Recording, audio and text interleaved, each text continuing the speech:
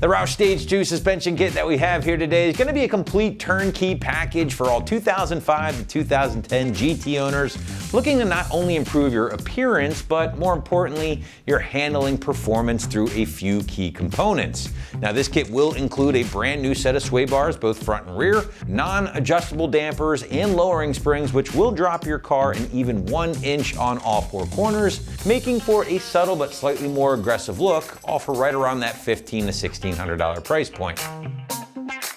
All right guys, so right off the bat, I do have to point out that this is the same kit used on Roush's Stage 2 and Stage 3 Mustangs of this year range, in addition to their very badass 2010 427R Mustang and all of its supercharged glory. Now, Roush claims that this is a very comprehensive kit thanks to all of the components and was designed to completely change the handling characteristics of your 3-valve for the better, but without sacrificing ride quality. That's a biggie, guys, because let's face it, anytime you really drastically change up your suspension such as this, that can happen. It can be a negative trade-off, but that's not going to be the case here.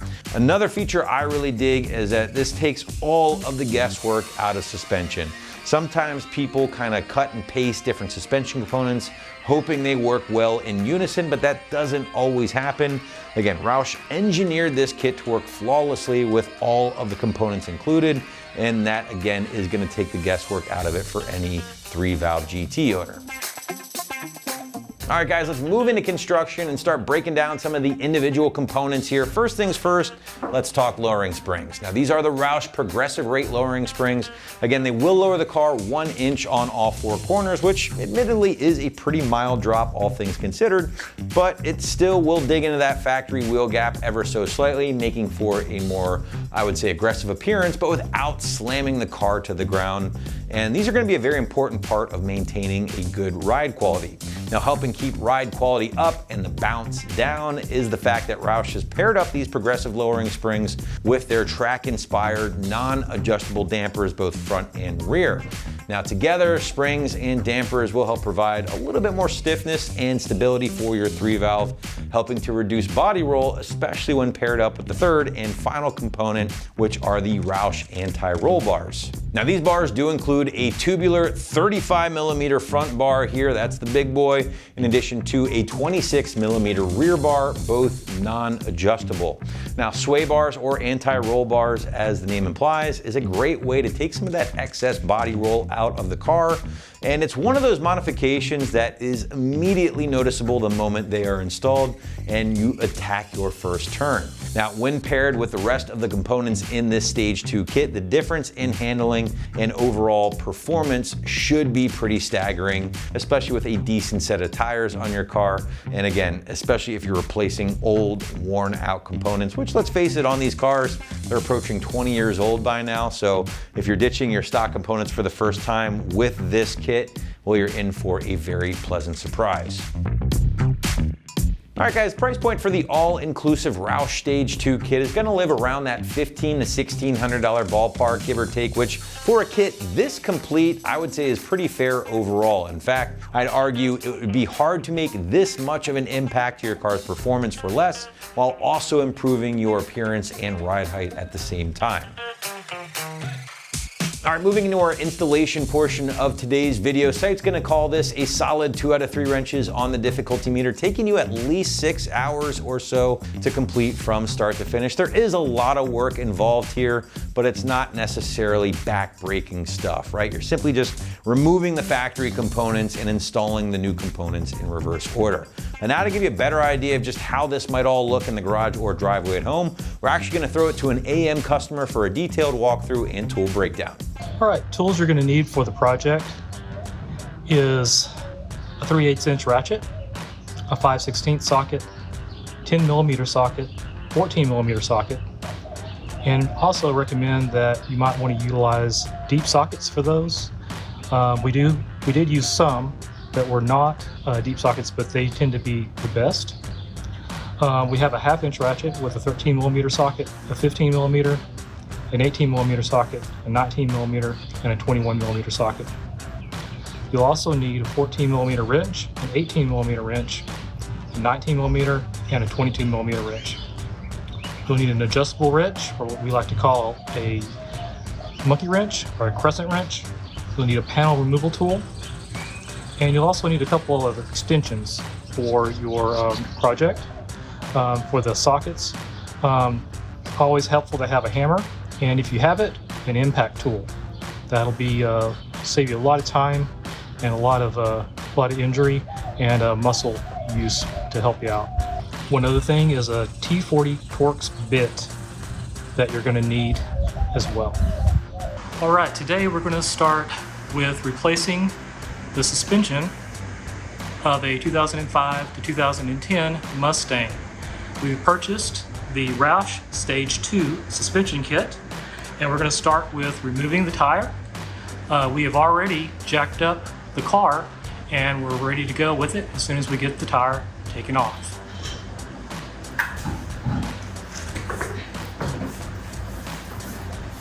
We're going to start with removing those front struts, and to do that, we're going to start at the top and remove the 4 bolts that hold the struts to the strut tower.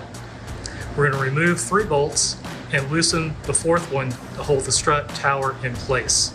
We're going to do that with a 3/8 inch ratchet and a 13 millimeter deep socket.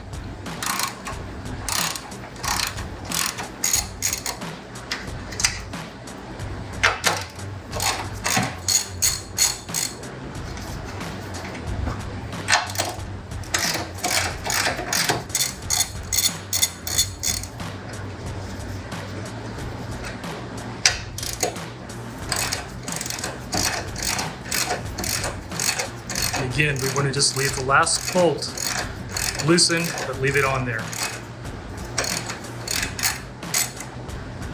Next, we're going to remove the sway bar bolt at the bottom of the strut.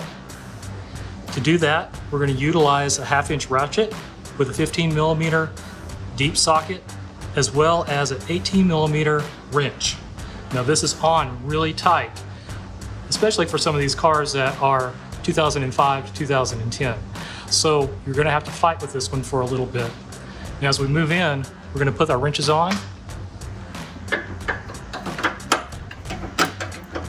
Hold your wrench on, your socket wrench on, to keep it stable as you twist with your wrench to get the nut off.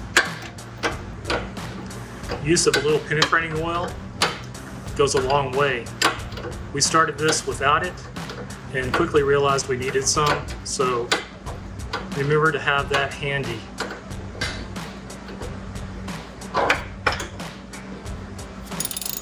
All right, the second step is that we're going to remove the sway bar bolt on the upper part of the strut tower, that one right there. In order to do that, we're going to utilize a 5/8 inch ratchet and an 18 millimeter socket, along with an 18 millimeter wrench to hold the bolt in place. We have an impact wrench, 5/8 inch. We're going to utilize that just because this is a really hard one to undo. This bolts have been in place for a long time, and this was an easy one to reach. All right, so he's going to move in, put everything in place.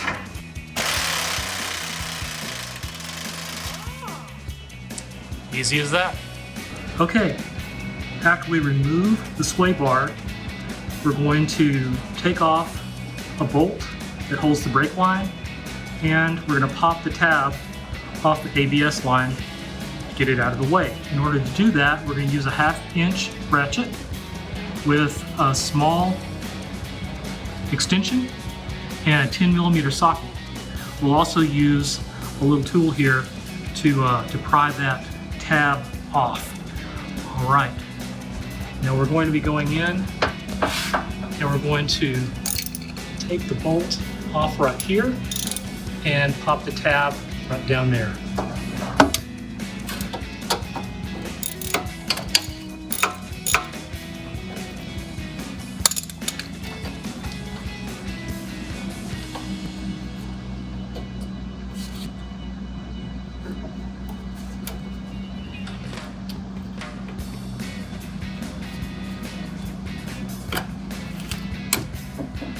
Now the third step is we're going to remove the strut bolts from the strut tower that attaches to the brake assembly.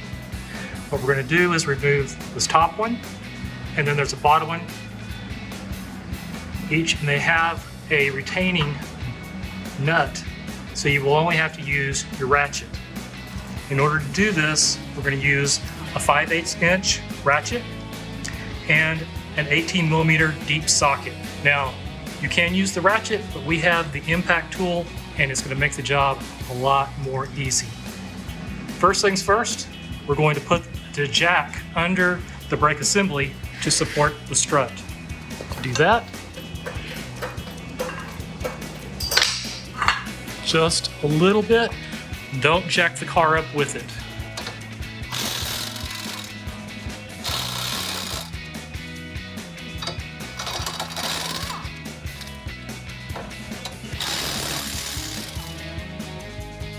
All right, now we're going to move back up to the top and remove that last nut from the strut tower.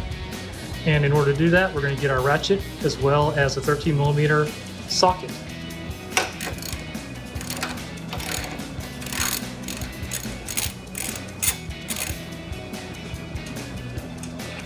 Now we're going to just gently remove the strut tower from the brake assembly and pull it out from the car.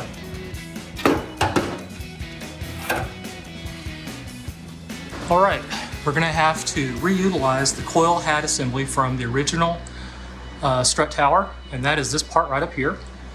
And we've got to remove this bolt, but before we do that, we're going to have to compress the spring so it'll be more safe. So we went down to the local auto parts store and borrowed a spring strut compressor. We've got it on one side, and I'm going to put it on the second one to show you how that works.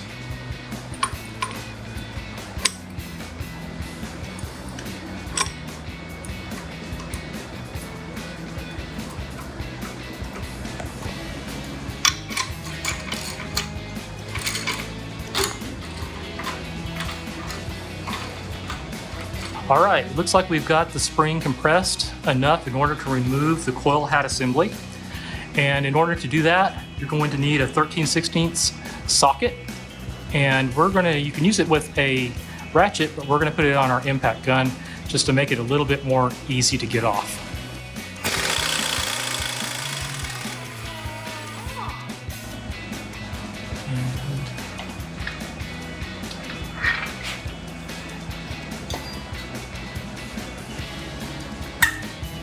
All right, we're ready to reassemble the new strut tower with the new spring, but we're gonna have to reuse a few parts.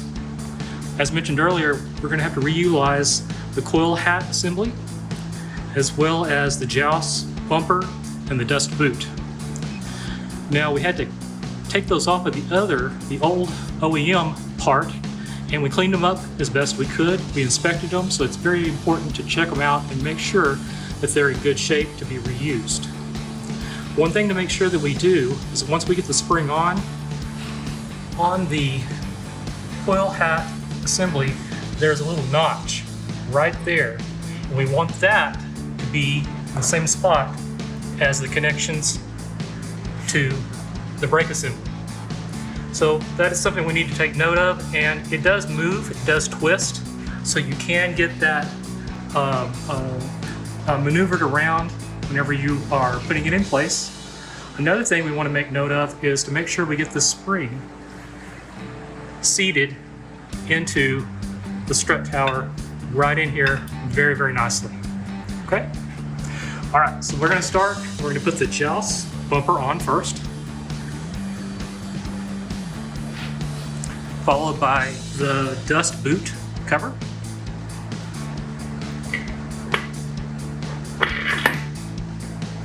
and then the spring assembly.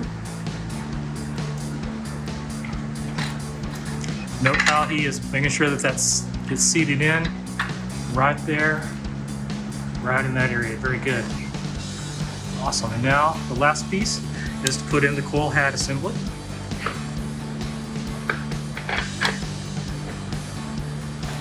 And it too has to get seated right in the right spot. So you have to kind of work its way in.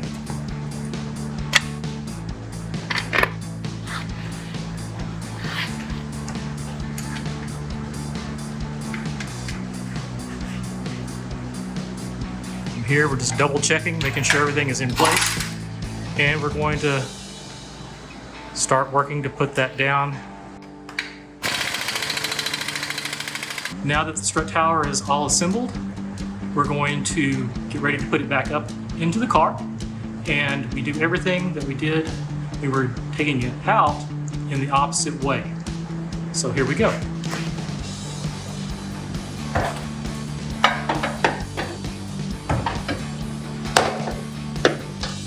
So we'll get the 4 bolts lined up and we'll put them in and get them started, but not tighten them down yet until we get everything in place in the bottom.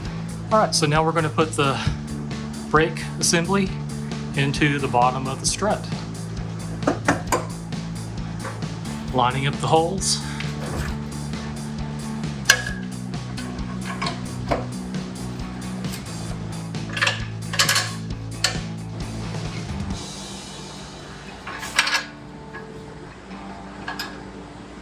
Continuing with the assembly, we're going to use the impact wrench in order to get those bolts in quickly and tight.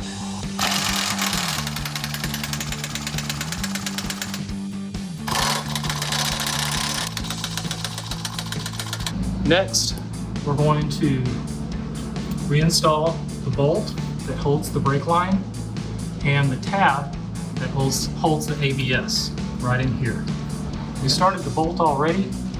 Just a fair warning, it's kind of difficult. It feels like it does not want to go in, but with a little elbow grease and a little pressure, it does go in. So just fair warning, it may feel like it doesn't fit on the strut, but it actually does.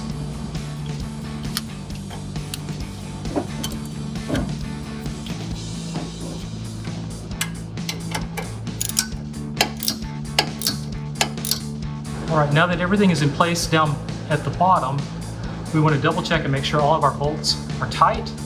And we want to note that right now we're not going to replace the sway bar link, which goes because we're going to replace the sway bar in just a little while as it's part of the kit.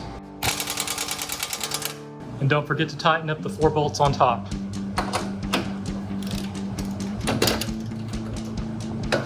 Next, we're going to remove the sway bar in the front of the car. As you can see, each side has a bolt here and up top. The sway bar goes all the way over here, and you can see the sway bar link.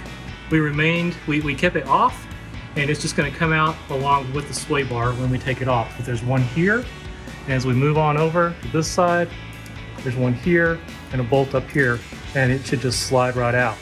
When we start our job, we're going to use a 5/8" ratchet and a small extension and a 15mm socket. It's important to note that whenever you do this one, you need to go up above this area up here in order to get to it a lot easier.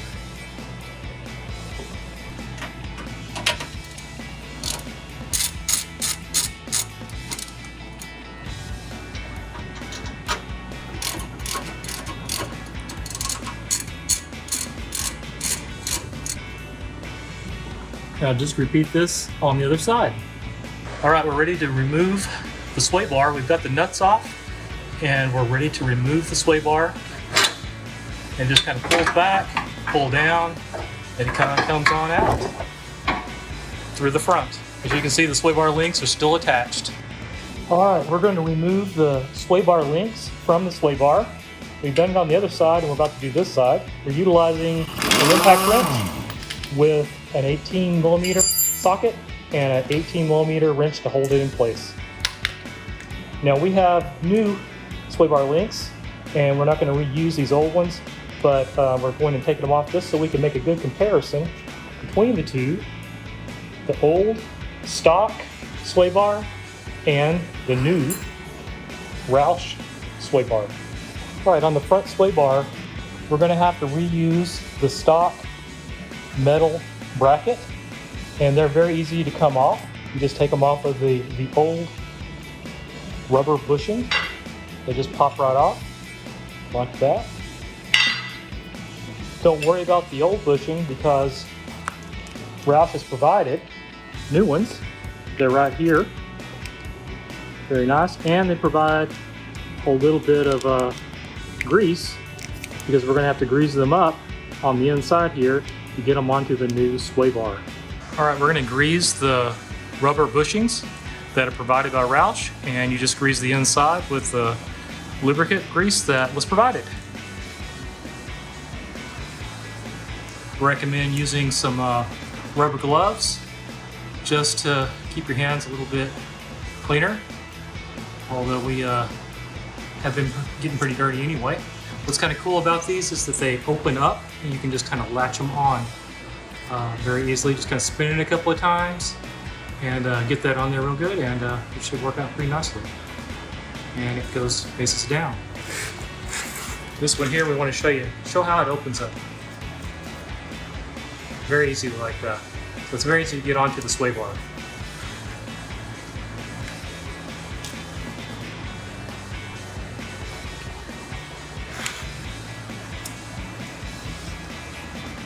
You want to spin it a couple of times, make sure it's on there real good.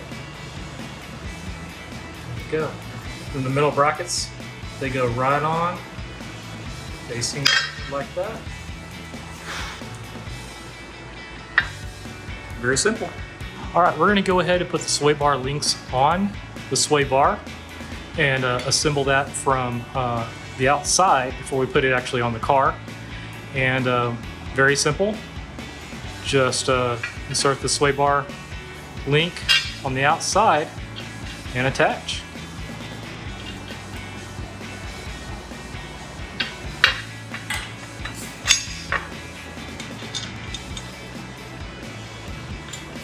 All right, we're just going to move the sway bar into place. Watching out for the sway bar links. The Roush sway bar is much heavier and more sturdy than the factory, and may take just a little bit more muscle to get on there. But trying to line it up here with the studs. All right, now that we've got the sway bar onto the studs, we're just gonna attach our nuts.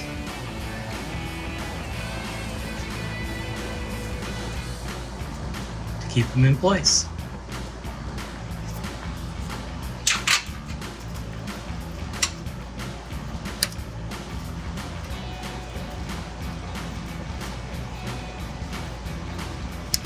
We'll do this on both sides. Tighten it up with your wrench once you get it on there. It's stand. And there we go. It's very hard to get the view of attaching the clamps on, or the bracket on, to the studs that are attached to the car to hold the sway bar, but this is about the best we can get right here. All right, we got the sway bar on, and now we just have to make sure to put the sway bar links and attach them to the top of the strut.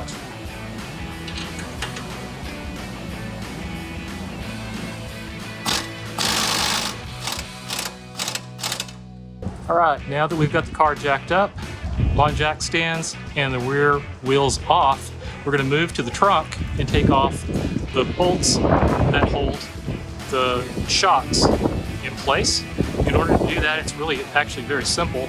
We're just going to move in and just pull back the carpeting. It's pretty easy to come across, and you've got this little nut, and all you need to do is grab a 15mm wrench, and we couldn't find a socket that would fit this, so we're going to have to utilize a crescent wrench, monkey wrench, whatever you want to call it, just to hold it on the very top to keep it in place, to keep it from turning. And all you got to do is just break it free.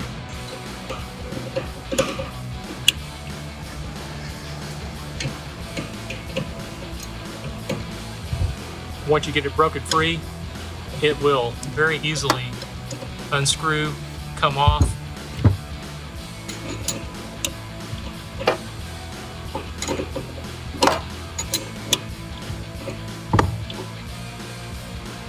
We did try this with a deep socket, but it just spun. So just a little pointer right there that you may have to do it by hand. And when you get this one off, you're going to want to go ahead and do the other side. And another little pointer is that sometimes it's easier to get in the trunk and actually do it while you're in the trunk rather than from outside. It's just a little bit more comfortable. We're showing you from the outside just because it's easier to video.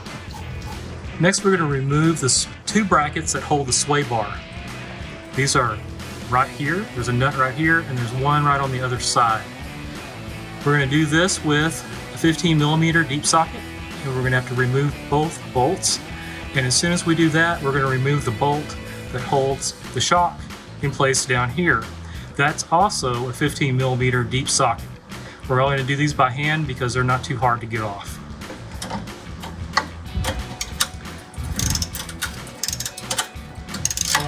On the bottom side there is a nut, and the top is being held in place. The actual bolt is being held in place, so that makes it a little bit easier.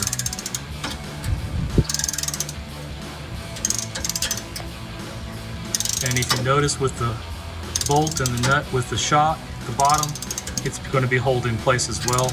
So you only have to loosen the one side. You don't have to use another wrench with it.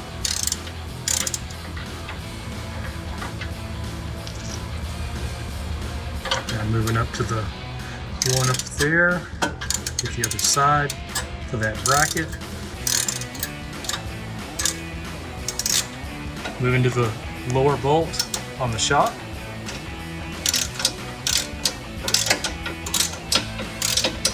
Alright, once you get the nut off, the lower strut, you're going to just pull that bolt out, and the shock will come right out. Two-person job right there. All right, now we're going to remove the sway bar link from right up here. This goes down to the sway bar. You can see this is what we were working on a little bit ago. We just got those bolts off. In order to drop this out of the way, we're going to have to remove this one. And the kit comes with a new link as well as a sway bar. We'll be replacing that in just a few minutes. This one again is a 15mm deep socket. Seems like almost everything down here is a 15mm wrench or socket.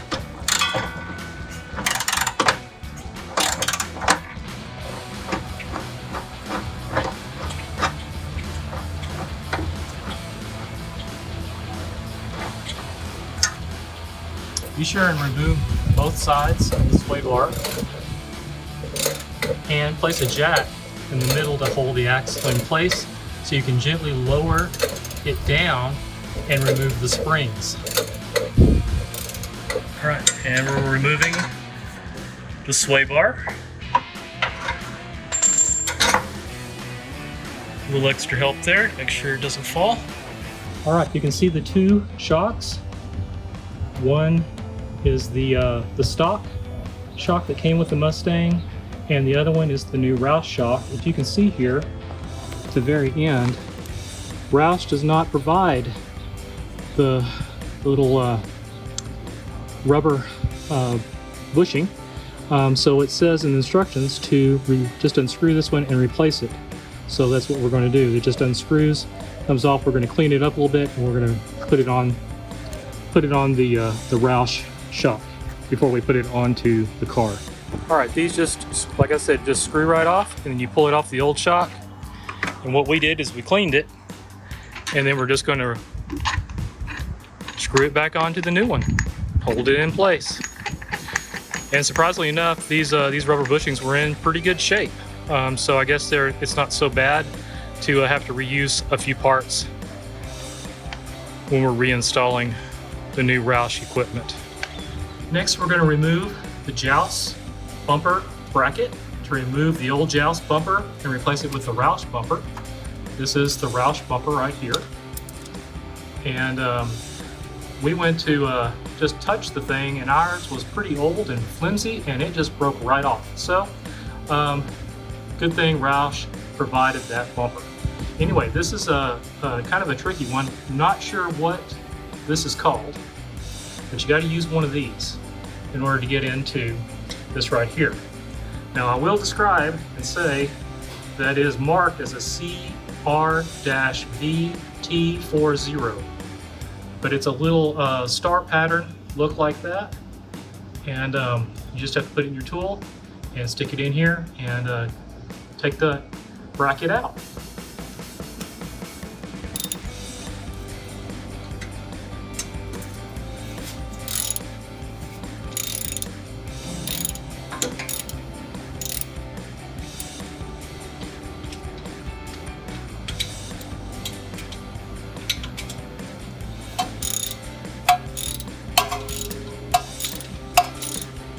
Remember to do this on both sides.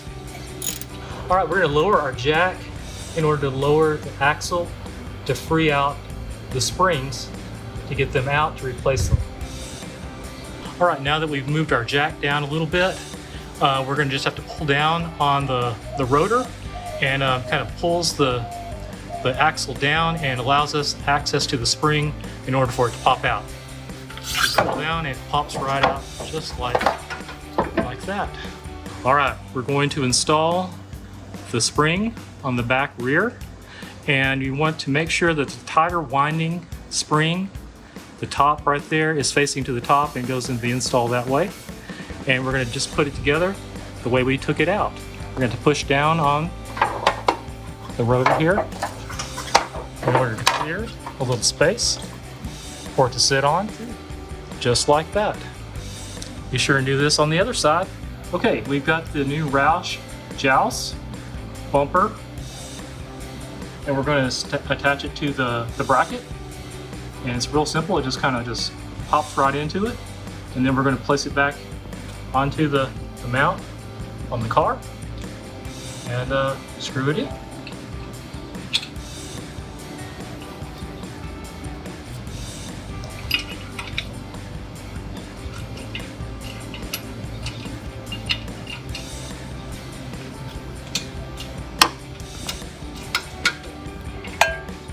All right, now we're ready to put the shock in place. We're going to stick it up into the hole, it goes into the trunk, and then put it in place down at the bottom.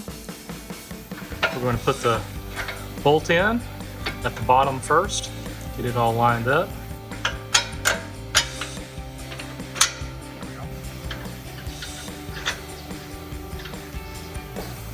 And then we'll tighten it up. Next, we'll put the nut up on the top of the shock. That goes in the trunk. Hand tighten it, and then we'll lock it down with our ratchet. Then we're just going to ratchet it on down using that 15mm deep socket. Like I said, we use the 15mm on all of the bolts, nuts in the back of the car on the rear suspension. Right, here is a side-by-side of the rear sway bar and sway bar links that come with the Roush kit. As you can see, it's very, very similar, but Roush is a little bit more beefy and is definitely more heavy than the stock sway bar. All right, we will need to reuse the bracket that holds the rubber bushing to the stock sway bar, rear sway bar, and it's very easy, it just pops right off. And we'll do that on both sides. We'll take those, clean them up, and prepare them for the new rear sway bar. All right, for the sway bar links, we're going to apply some grease that is provided by Roush in the kit, and we're just going to grease up the top of the sway bar link in order to get it to slide onto the sway bar right there. It says in the instructions to apply it liberally to where you can get a whole bunch on, so hopefully it goes on pretty easy, and then we can wipe off whatever we need to afterwards. And you're going to do that on both sides. Okay, you take that sway bar link and you slide it on We've got it lubed up with the grease, and to let everyone know, this is super hard to get it on there and get it started. Once you get it started and on, it slides over pretty easily, but just getting it started is the difficult part.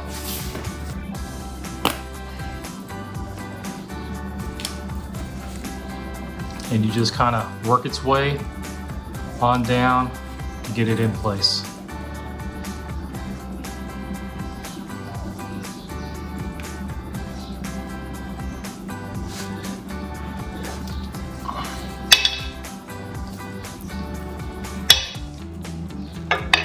All right, the next step for the rear sway bar assembly is to get the end bushing that has come with the kit. And if you can see that it does open up like that, so it'll be easier to get on, but we're gonna go ahead and grease it up a little bit just to make sure it goes in all right. So just like we did the sway bar links, we're just gonna put a little grease in there, roll it around with our finger, and then we'll get it in place on the end of the sway bar. And then we got the mounts, the old mounts, got them ready to go. We cleaned them up the best we could, and just goes right on there like that. And we'll do that on both sides. All right, now we're gonna put the rear sway bar links, mount them back onto the car, and you just have to get it back up into the little holes here and get the bolt in. We've already slid the bolt in, and we're just gonna tighten it up a little bit, but not all the way.